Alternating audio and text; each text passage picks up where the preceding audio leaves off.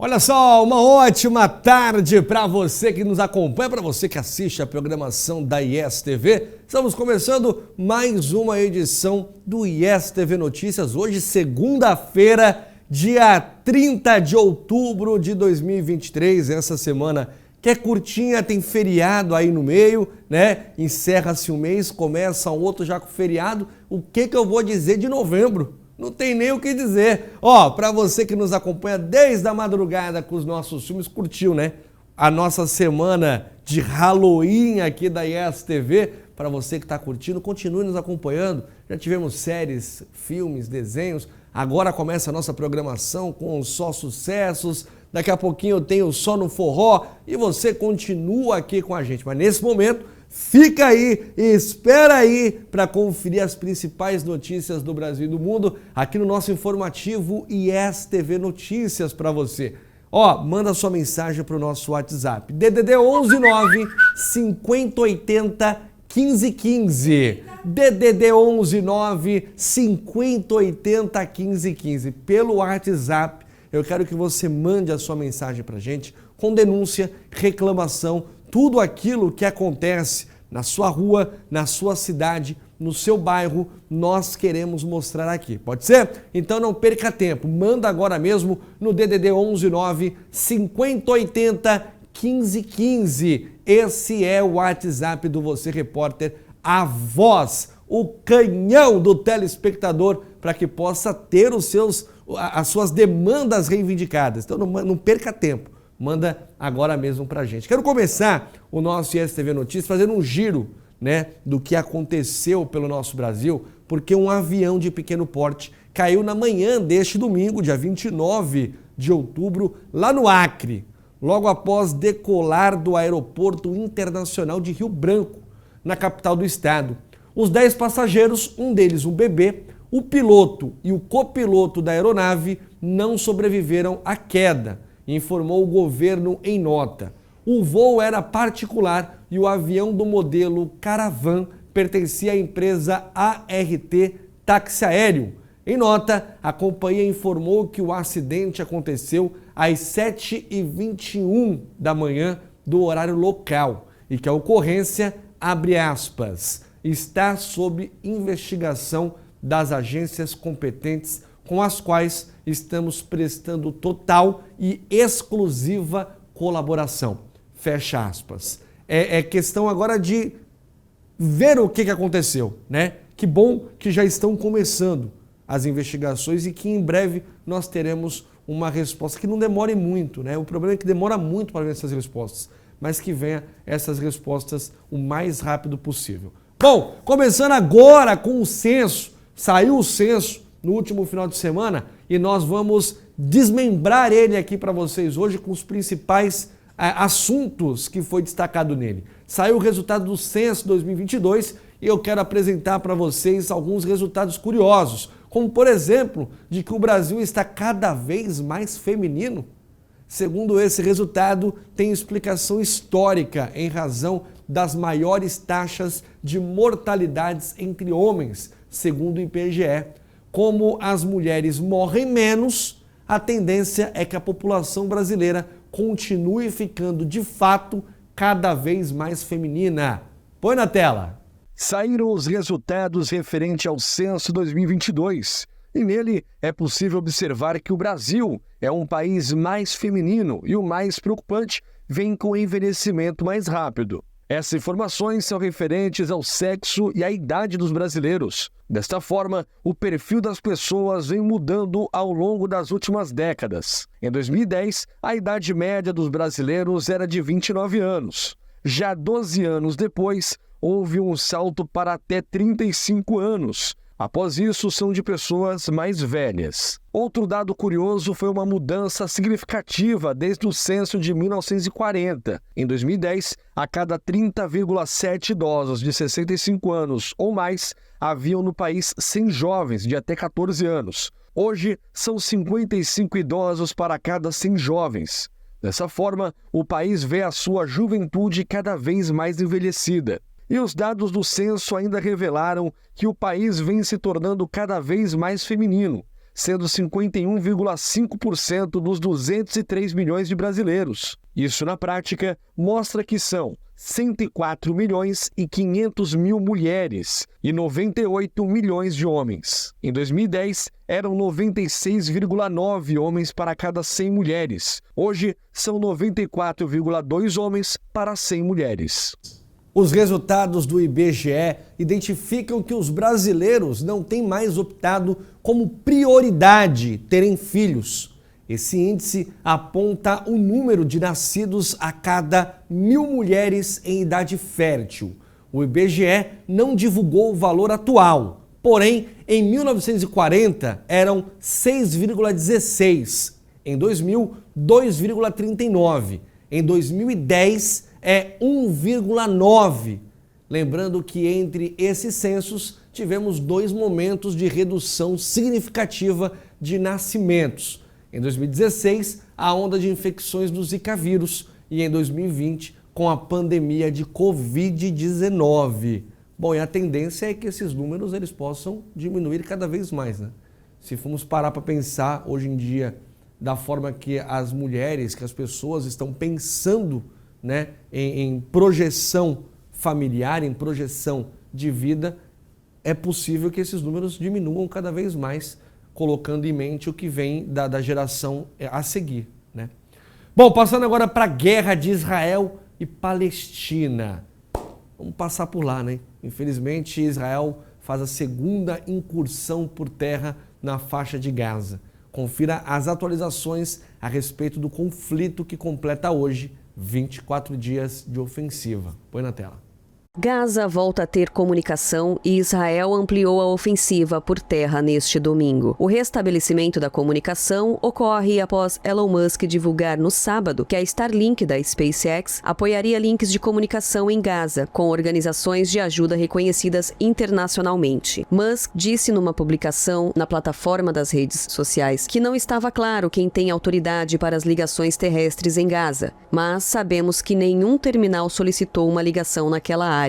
Um apagão telefônico e de internet isolou as pessoas na faixa de Gaza no mundo no sábado, tornando as chamadas para ambulâncias ou colegas em outros lugares praticamente impossíveis, à medida que Israel ampliava seu ataque aéreo e terrestre. Ainda no sábado, dia 28, o exército de Israel afirmou ter matado o chefe da rede aérea do Hamas durante bombardeios realizados em Gaza. Nas redes sociais, as forças de defesa israelenses afirmaram que era um terrorista experiente responsável por toda a coordenação dos ataques pelo ar do grupo armado e participante do planejamento dos ataques dentro de Israel no início deste mês. Ainda de acordo com o comunicado do exército israelense, 150 alvos subterrâneos do Hamas foram atingidos por bombardeios no norte da faixa de Gaza, incluindo túneis usados pelos combatentes no território palestino. Em vídeo divulgado na sexta-feira, o quartel do Hamas estaria instalado debaixo de um hospital em Gaza, o que constitui uma grave violação ao protocolo adicional da Convenção de Genebra de 1977. De acordo com o documento, em nenhuma circunstância, hospitais e facilidades médicas devem ser utilizadas para impedir que alvos militares sejam atacados. O artigo 13 do documento também afirma que as unidades médicas civis que forem usadas para fins não humanitários podem perder a sua proteção caso sejam avisadas com antecedência que serão bombardeadas. O Conselho de Segurança da ONU deve se reunir nesta segunda-feira para a reunião de emergência em meio ao mais longo ataque israelense por terra desde o início do conflito. O premier israelense respondeu perguntas de jornalistas pela primeira vez e afirmou que o governo aprovou a ampliação da invasão de Gaza por unanimidade e que aqueles que acusam o país de cometer crimes de guerra são hipócritas e mentirosos. A guerra dentro da faixa de Gaza está difícil e longa, fecha aspas. O governo brasileiro articula com autoridades do Egito e de Israel a abertura de uma passagem na fronteira entre Rafah e o território egípcio, o que possibilitaria a repatriação das 34 pessoas. E ainda tenho que escutar, ainda tenho que ler o nosso presidente falar que Hamas não é um grupo terrorista. Triste ainda um comentário como esse. Bom, penitenciárias masculinas, elas são as maiores, tá? Vale lembrar, lá na cidade do interior de São Paulo, em Santa Catarina, lideram o ranking do IBGE. É mais um resultado desse censo. Foi revelado as cidades que predominam homens no sistema carcerário. Tem cidade com proporção de 443 para cada grupo de 100 mulheres. Dados sobre a idade e sexo da população brasileira foram divulgadas nesta sexta-feira pelo IBGE. Põe na tela. Penitenciárias de cidades do interior de São Paulo e Santa Catarina formam o ranking dos 10 municípios com maior proporção de homens em relação às mulheres encarcerados. Os dados são do Censo Demográfico 2022, que foi divulgado pelo IBGE nesta última sexta-feira. As penitenciárias são das seguintes cidades: Balbinos, Lavínia, Pracinha, Laras, Álvaro de Carvalho, Pacaembu, Florínia, Serra Azul e Marabá Paulista, além de São Cristóvão do Sul, em Santa Catarina, que contemplam a lista. Uma curiosidade é que o número corresponde a uma porcentagem alta, chegando em alguns casos a 60% da população total dessas cidades. Olha só, e agora sobre a seca, né? Cidades que estão em secas, gravuras rupestres, a baixa navegabilidade ameaça as vantagens podem ameaçar, né? As vantagens da Black Friday deste ano. A Amazônia enfrenta a seca com precedentes a cada 5 medições nos últimos 2 meses. Foram identificadas 21 mínimas históricas em raios da região. A seca afetou todas as 62 cidades do Amazonas, com 60 em estado de emergência e 2 em alerta. Ao menos 600 mil pessoas são impactadas diretamente pela estiagem e os resultados devem refletir na história e no bolso do brasileiro. Põe na tela. A seca na Amazônia revelou essas misteriosas imagens. São gravuras rupestres de pelo menos 1000 anos no coração da floresta. Impressionante, não é? Pois é. Normalmente elas ficam submersas no rio em um sítio arqueológico de Manaus, mas apareceram devido à seca histórica na região. Elas foram observadas pela primeira vez em 2010, quando o rio registrou a primeira baixa histórica. Só que desta vez, novos desenhos foram identificados. Você pode se perguntar se essas gravuras foram feitas há mais de 1000 anos? Então a Amazônia já sofria com estiagem, não é mesmo? E a resposta é sim, mas a questão é que mudanças climáticas e desmatamento estão tornando eventos extremos mais frequentes. Pesquisadores dizem que essas gravuras podem ter sido feitas em um momento em que o rio estivesse seco ou talvez nem existisse. Essa coleção de arte rupestre pode ajudar a entender ainda mais sobre os indígenas que povoaram a Amazônia séculos antes da invasão dos europeus. Após exatos 131 dias de vazante, que resultaram na maior seca histórica do Rio Negro, o nível parou de descer nesta última quinta-feira. O rio, localizado no Amazonas, se mantiveram 12,7 metros, a menor medição em mais de 120 anos. A seca colocou 60 municípios em estado de emergência e fez com que comunidades ribeirinhas ficassem ilhadas, já que os rios são a principal via de transporte para o interior do estado. Com o nível baixo, os barcos grandes não conseguem as condições mínimas para a navegação. A seca também pode ameaçar os descontos da Black Friday. Isso porque as balsas com produtos e suprimentos têm dificuldade de chegar até a Zona Franca de Manaus. Os custos extras para a entrega desses produtos devem ser repassados ao consumidor final, dizem especialistas. Os impactos podem chegar até as compras de Natal. E continuando com mais um desfecho do censo, o Rio de Janeiro é delas. É isso mesmo. Além das belas curvas montanhosas que o Rio de Janeiro tem, das praias e do estilo de vida, o estado carioca contempla com a maior quantidade de mulheres no país. Isso é o que aponta o censo 2022. Põe na tela.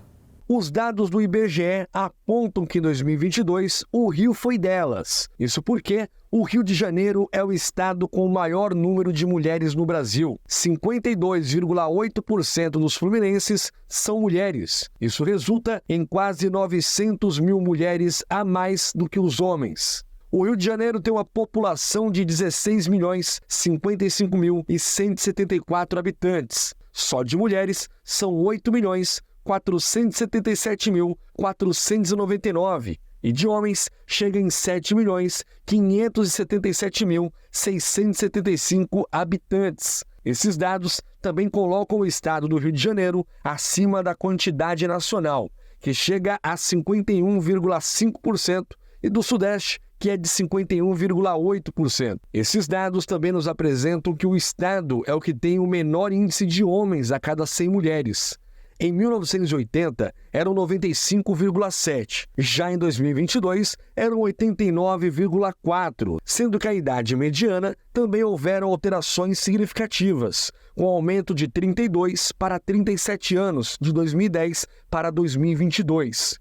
Sendo assim, a outra metade são de pessoas mais velhas, que chegam em 13,1%, só perdendo para o Rio Grande do Sul, com 14,1% da população.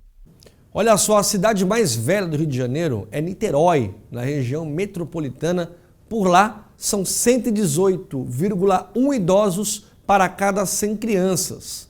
Ela vem seguida de Miguel Pereira, com 110,4, Itaocara, com 107,4, Cambuci, com 106,1 e Italva, com 106. Por outro lado, a cidade mais jovem do estado é Japeri. A proporção é de 38,7 idosos para cada 100 crianças. Ela vem seguida de Macaé, com 40,5, Paraty, com 44,5, Porto Real, com 44,8 e Queimados, com 46,8. Trazendo já para a realidade da Baixada Santista, a cidade que tem o maior número de mulheres é a cidade de Santos, né? Segundo o censo.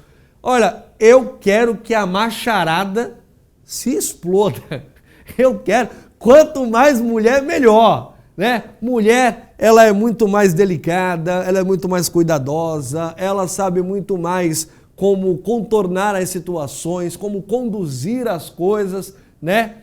É muito mais chato? É muito mais chato, mas que tenha um mundo cada vez mais feminino, que assim eu acho que o preconceito na cabeça dos homens pode acabar diminuindo, é a mãe que sempre vai lá e acalenta o filho, então que tenha essa proporção e que a mulher ela possa ser valorizada e reconhecida cada vez mais. Se o censo está mostrando, então quem somos nós para ir contra o censo, né?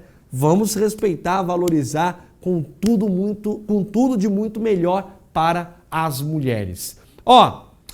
Infelizmente faleceu nesse final de semana, né, o ator de Friends e os famosos como a cantora Adele e o primeiro-ministro do Canadá manifestaram esse lamento. Põe na tela.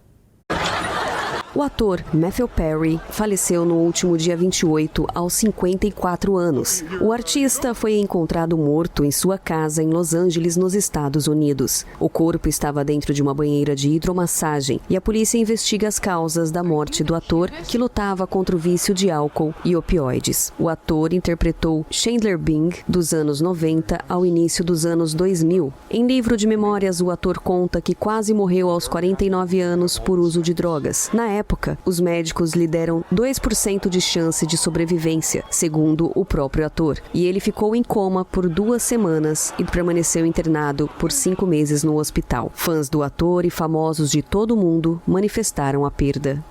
Eu lembro que uma das primeiras séries americanas que eu assisti foi Friends, graças à minha irmã. Minha irmã, muito mais nova do que eu, chegou para mim e começou a incentivar assistindo Friends. Acho que a única série que eu consigo assistir legendado é Friends, porque é melhor legendado do que dublado Friends. Bom, que os amigos possam ter os corações acalorados e que ele possa ter tido uma passagem nessa situação. Previsão do tempo. Confira como estará o tempo na sua região com a Luísa Cardoso. Põe na tela.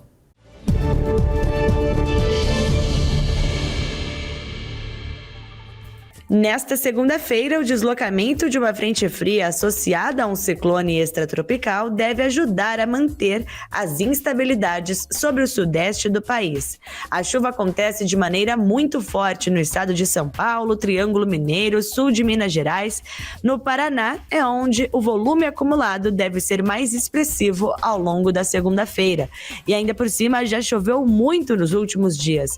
Então a chuva que chega agora pode ocasionar alagamentos, enchentes, inundações e até deslizamentos de terra em alguns pontos do território paranaense. Muita atenção, principalmente a esse excesso de chuva e também a ventania, que deve chegar a 70 km por hora. No sul de Mato Grosso do Sul, a chuva também deve ser um pouco mais forte. As áreas de Mato Grosso, Goiás, interior do norte do país, devem receber pancadas isoladas, que podem ocorrer até desde o período da manhã até a noite, mas o volume acumulado não é muito expressivo, porque essas pancadas intercalam momentos de melhoria. Na faixa do litoral de Alagoas, Pernambuco, Paraíba e Rio Grande do Norte, também chove, mas apenas no período da tarde. E na maior parte do nordeste do país, o sol predomina. O ar seco também. A umidade abaixo dos 30% ainda é destaque em boa parte do sertão nordestino. Então, as temperaturas devem ser elevadas na metade norte do país, a máxima de 36 graus em Manaus, 40 em Cuiabá, 32 em Salvador. No Rio de Janeiro, a temperatura continua elevada, mesmo com a chuva, máxima de 35 graus. E em Porto Alegre, boa parte do sul do país, o dia começa frio e a máxima fica na casa dos 26 graus.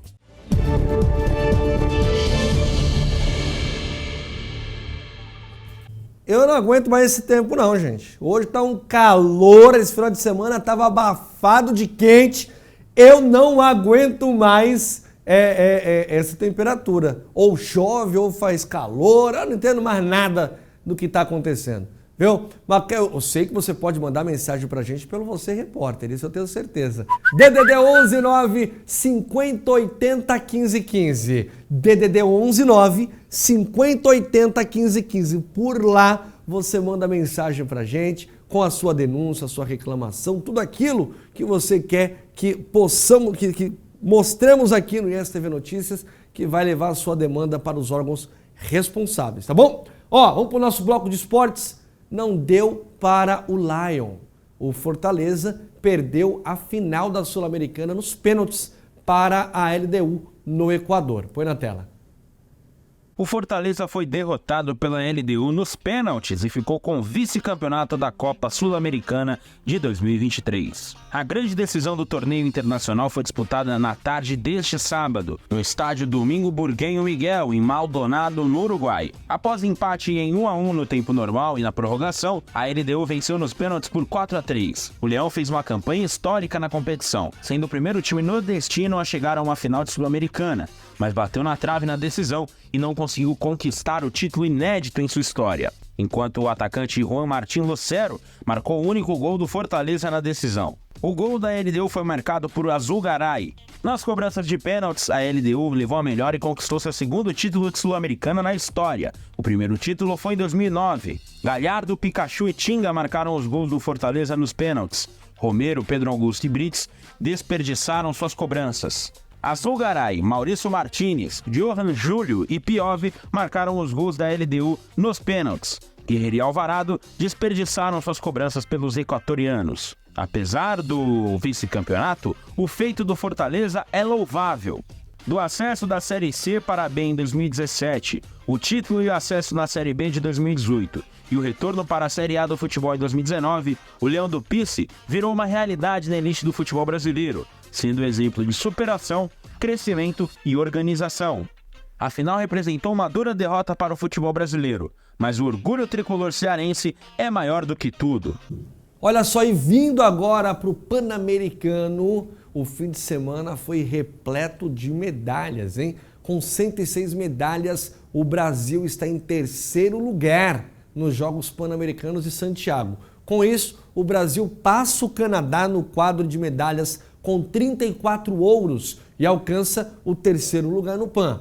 Põe na tela! O final de semana nos Jogos Pan-Americanos foi de muitas medalhas para o Brasil. A tenista brasileira Laura Pigossi foi a primeira da modalidade a conquistar medalhas de ouro na mesma edição dos Pan-Americanos. Além disso, ela volta a colocar o Brasil no lugar mais alto do pódio da chave simples feminina depois de 36 anos.